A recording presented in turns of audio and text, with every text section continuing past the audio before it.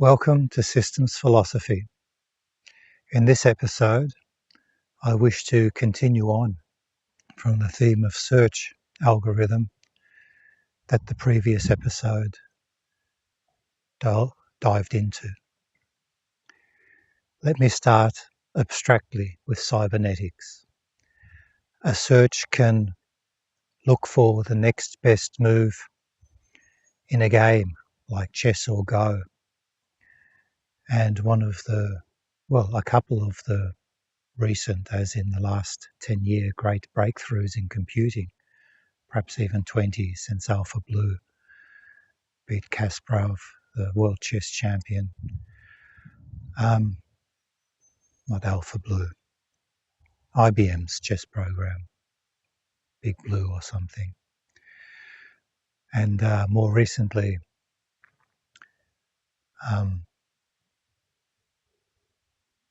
AlphaGo came up with a unique move and beat the world's Go champion. Those programs work by directed search. They can't brute force the answer, so one way of trying to figure out the best winning strategy in chess, for instance, is to just calculate every possible move from that point on in the board and then just pick the ones that will lead you to win.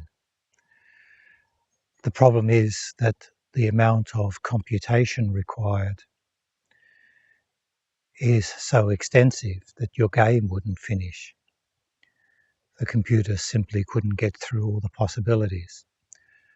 So what both chess players and humans do is we develop more efficient search approaches. Humans intuitively, after playing many games of chess, get a feel for the sort of board positions and board configurations that lead to wins. It's a subconscious, subconscious is a better word, training of our neural network, of our brain, of our neural weights and neural connections that makes us more competent at predicting the path to a successful outcome with practice. In the computing terms, you can start to compute the next moves possible and then perhaps compute the board in terms of, will this put me in a better or worse position? And then, given you have enough computing power, you might be able to compute 3, 4, 5, 6 moves ahead. If you continue to search every possibility, then the number of possible moves grows ridiculously large. One way to improve your ability to see into the future with your search is to prune paths that you know won't get you anywhere or that are unlikely to lead to success. For instance, in chess, if the next move you make leads to checkmate, which means you lose, then that's a move that can be ruled out immediately. If it leads to you losing your queen, then it is unlikely, but not impossible, that that next move might lead to a win. But if 2 or 3 moves on, you've lost 3 pieces and your opponent has lost nothing, then you can pretty much rule out that particular set of moves, branch of moves. And using that example, I wish to relate it to the tree structure, because the people who develop this type of search refer to it as a tree search. So when it's your move, there's one possibility of moves. That's your next move. Now, from a chessboard, that might have maybe, you could have 16 pieces, but not all of them could move. So somewhere between 1 and 16 possible moves.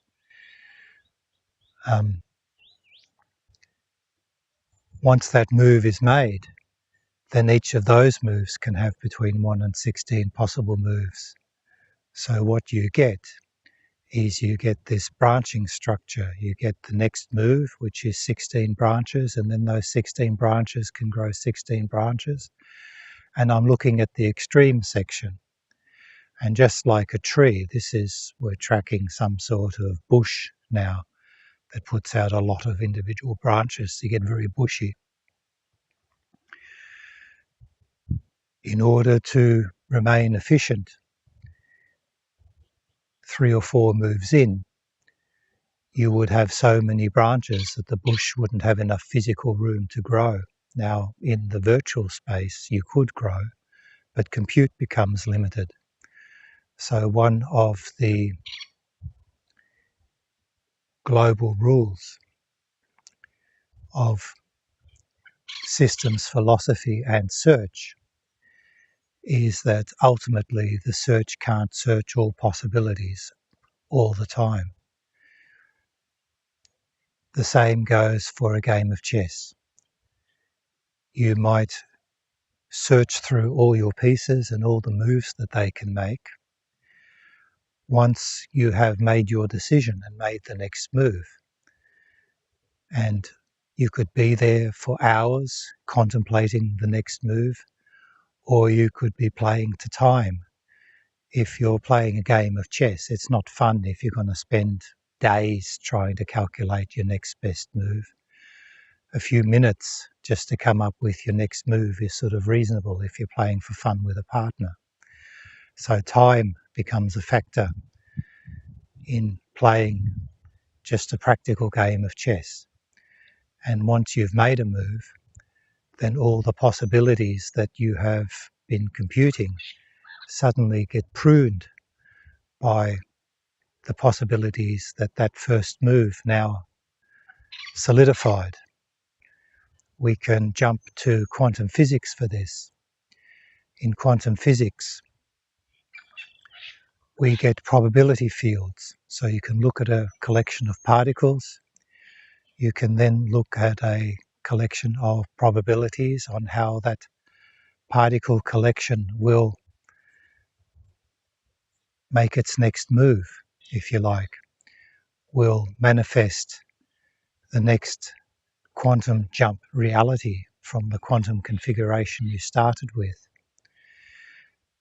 And ultimately, you could spend all the computer resources on the planet trying to compute all the probabilities to keep the calculation tractable, possible within a reasonable time frame. What quantum physicists do is they compute the next configuration based on the highest probabilities. So there might still be a probability that a certain quantum particle might end up on the other side of the universe. That's not ruled out. But we never calculate that in reality. When we try to calculate the probabilities, we deal with the highest and most likely probabilities. When we practically play a game of chess,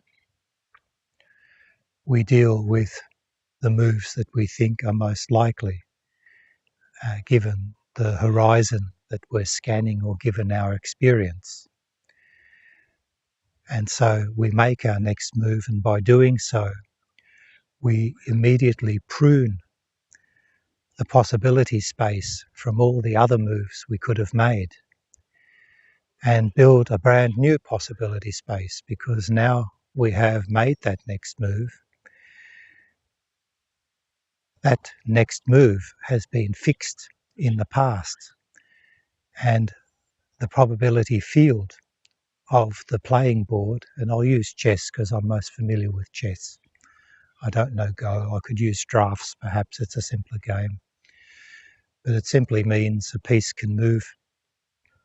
But we've already moved, and you can't take the move back. And so the probability space that was the next moves on the playing field has shifted. And we now do our best to work out what move after that we can likely make and win. Now, if we're getting near the end of the game and there's not many pieces left, we might be able to see far enough ahead to a situation where we can see ourselves winning. And so we see the end of this particular game, and we might choose to make that move. If the opponent can also see that that would end in you winning, then as soon as you make that move, the opponent might counter that move to something where that winning strategy is thwarted.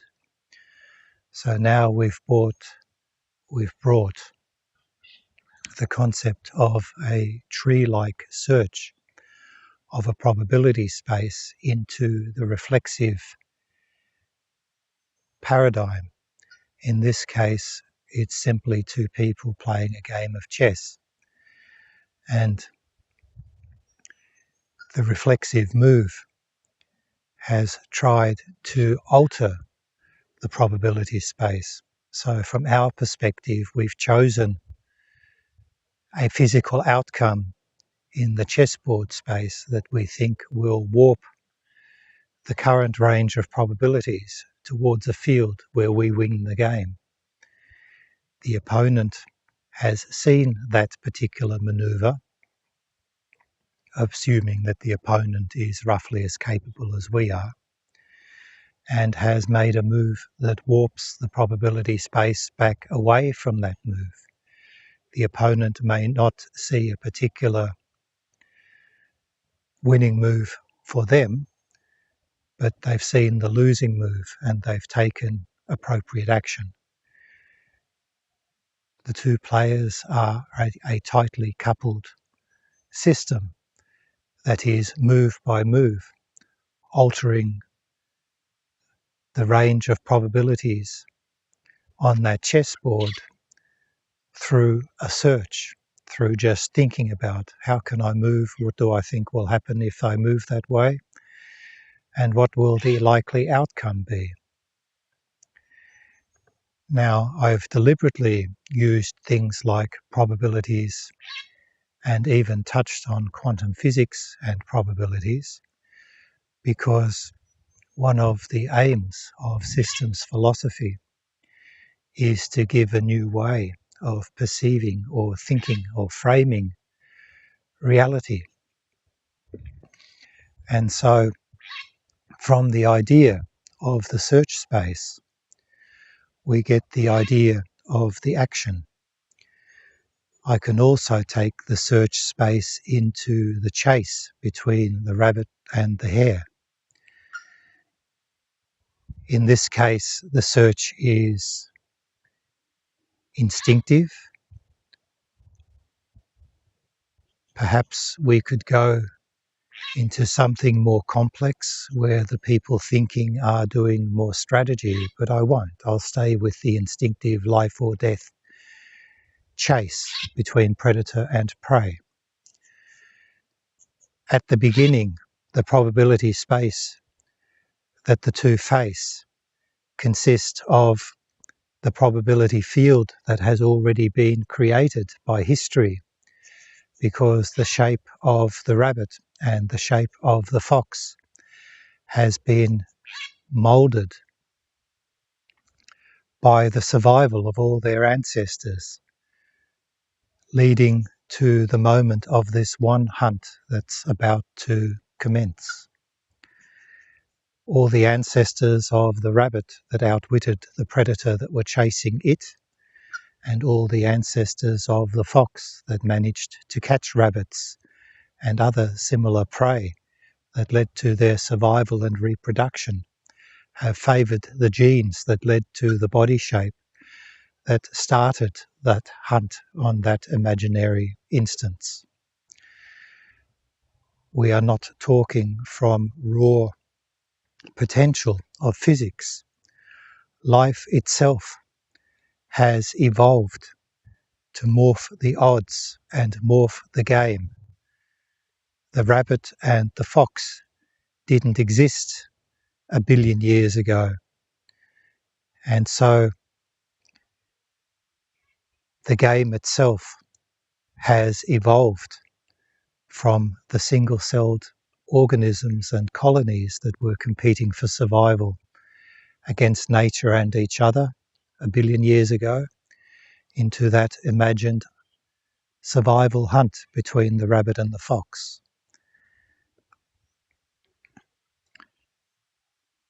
Also, the probability field is warped by the environment. The fox might have chosen the situation or the hunt. It may have chosen through learnt experience to have the wind in its face so the rabbit can't smell it before it arrives.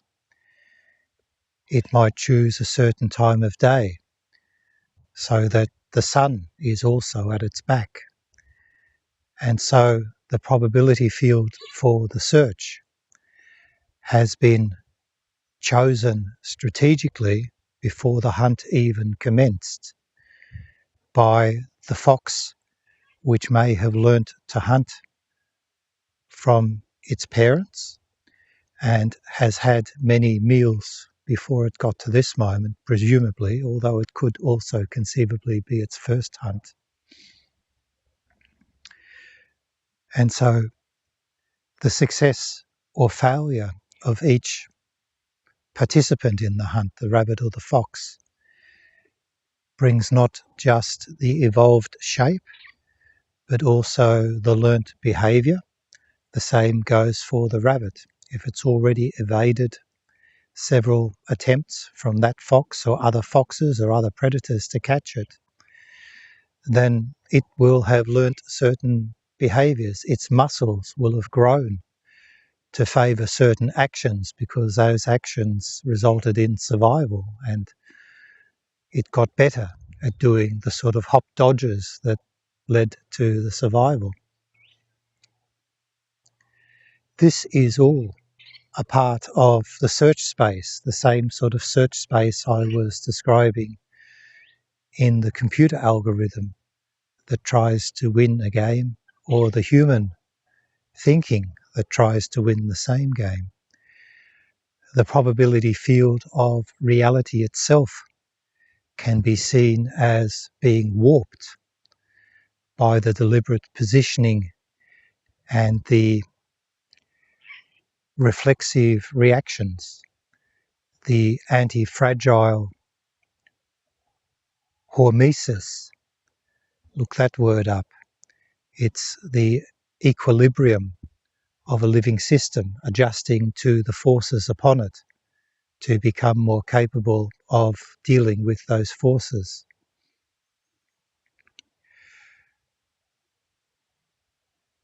So the search algorithm that I've been talking about, this tree branch structures that steps through moves and decides ultimately based on how much compute or how much time we have available, or how good a model of the game is available in the Umwelt, in the mental and physical representation of our form that skews the odds towards survival based on the historical survival of our ancestors. That search algorithm is the never-ending story of evolution. It is the system in dynamic equilibrium that is testing each moment against persistence and survival. If the weather gets so extreme with heat or cold that the organism dies, then the living search algorithm has failed. any organisms that take the right course of action in those circumstances survive, be it to seek shelter or to migrate, and that form of search will then become a lesson to be remembered. It might be remembered because the behaviour was hard-coded into the nanomachinery of a variation in a cell's structure, and the next bacteria that hits those circumstances will have adapted. It might be a lesson that was learned in the multicellular structure of the organism. So the rabbit that had slightly longer legs and slightly stronger muscles and was able to zig when the fox zagged will live another day and might survive to reproduce. Or it might be something that was learnt. So the wily old fox who has had many hunts and experienced how rabbits can dodge them might have a strategy to overcome some of the physical advantages, and therefore it got a meal and the rabbit's time was over on that particular instance. Taking a step back and seeing life as living systems where we don't just have the rabbit and the fox undergoing that search, but we have the spirit of the rabbit and the spirit of the fox, the collective gene pool that brings forth more rabbits and more foxes that undergo more hunts and evasions.